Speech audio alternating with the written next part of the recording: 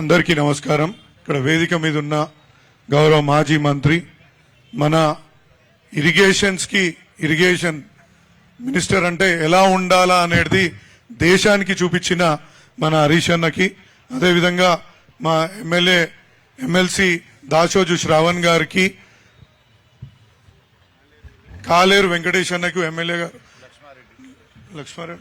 లక్ష్మారెడ్డి గారు, ఎమ్మెల్యే లక్ష్మారెడ్డి గారికి, మా శ్రీధర్ అన్నకు, మా కార్పొరేటర్లకు, మా నాయకులకు, ఇక్కడికి వచ్చిన అక్కలకు, అన్నలకు, తమ్ముళ్లకు, చెల్లెళ్లకు అందరికీ కూడా నా యొక్క నమస్కారం తెలియజేస్తున్నాను. అన్న, మా దగ్గర ఈ గడిచిన 1.5 year కాలంలో సుమారు 30,000 ఇండ్లని ఈ యొక్క నిషేధిత జాబితాలో పెట్టినరన్న.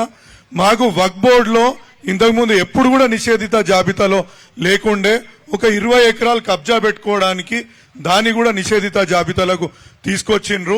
అసలు ఉదాహరణలు చెప్పుకుంటూ పోతే అనేక ప్రాంతాలు అసలు వాళ్ళకి అర్థమే అవుతలేదు. ఇప్పుడు ఇంతకుముందు బాబు చెప్పినట్టు ఒక డిఫెన్స్ కాలనీ, ఇంతకుముందు ఒక జూపల్లి హోమ్స్, వాళ్ళు ఒక చట్టబద్ధంగా కొనుక్కున్న ఆస్తిని వీళ్ళు ముటేషన్ చేయని కారణంగా, ప్రభుత్వ అధికారుల నిర్లక్ష్యం కారణంగా వీటిని అన్నిటిపైన కూడా నిషేధంలోకి పెట్టడం జరిగింది. వీటిపైన మేము సమగ్రంగా పోరాడుతున్నాం. మొన్న ఒక 6 నెలలు వక్ఫ్ బోర్డు దగ్గర తిరిగి, అయ్యా మీరు ఇది తప్పు చేస్తున్నారు, మీరు ఇన్ని ఇండ్లని మీరు ఈ విధంగా చేయొద్దు, మీరు అంటే ఆస్తి యజమానులని ఇబ్బంది పెట్టొద్దు అని అనుకుంటే మొన్ననే ఒక ఆర్డర్ ఇచ్చిండ్రన్న వాళ్ళు. లేటెస్ట్ గా కూడా ఈ వక్ఫ్ బోర్డు ఒక 10,000 ఇండ్లని దాని నుంచి రిలీజ్ చేయించుకోగలిగినాం. ఇంకా అనేక పోరాటం చేయాల్సిన అవసరం ఉంది. ఇంకా చెప్పుకుంటూ పోతుంటే మా దగ్గర 30,000 ఇండ్లని, అవి అంటే ఇండ్లు అన్నప్పుడు ఒక చిన్న సెంటిమెంట్, ఒక ఇల్లు అన్నప్పుడు మనం జీవితకాలం కష్టపడి ఒక చెమటోడ్చి, మనం ఇంతకుముందు దాసోజు శ్రావణ్ అన్న చెప్పి రక్త మాంసం పెట్టి మనం ఒక ఇల్లు కట్టుకుంటాం. ఇక్కడ చాలా మంది ఇక్కడ ఉన్న వాళ్ళందరూ రిటైర్డ్ ఎంప్లాయీస్ ఎక్కువ మంది ఉన్నారు.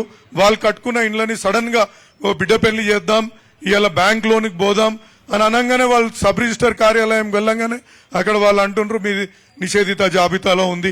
నిషేధిత జాబితాలో ఎందుకున్నది మాది? ఇగో దీనికి లింక్ డాక్యుమెంట్లు ఉన్నాయి, దీనికి సంబంధించిన గవర్నమెంట్ ఇచ్చిన పర్మిషన్లు ఉన్నాయి, ప్రతి ఒక్క కాగితం వాళ్ళ ముంగడ పెట్టిన.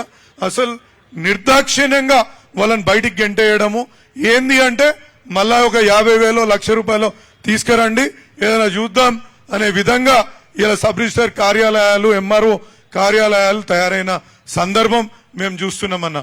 దీని నుంచి మీరు ఎలాగైనా మాకు ఒక స్ఫూర్తిని నింపి పోరాటం చేసి మా ఈ ఆస్తులను కాపాడాల్సిందిగా నేను కోరుతున్నాను.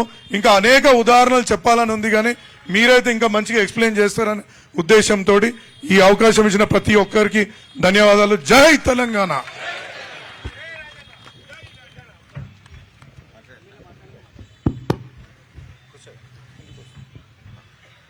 జై తెలంగాణ, జై తెలంగాణ. సభాధ్యక్షులు, స్థానిక శాసనసభ్యులు కొద్ది రోజుల్లోనే ఇటు బీఆర్ఎస్ కార్యకర్తలకు, ప్రజలకు అందరి ప్రేమ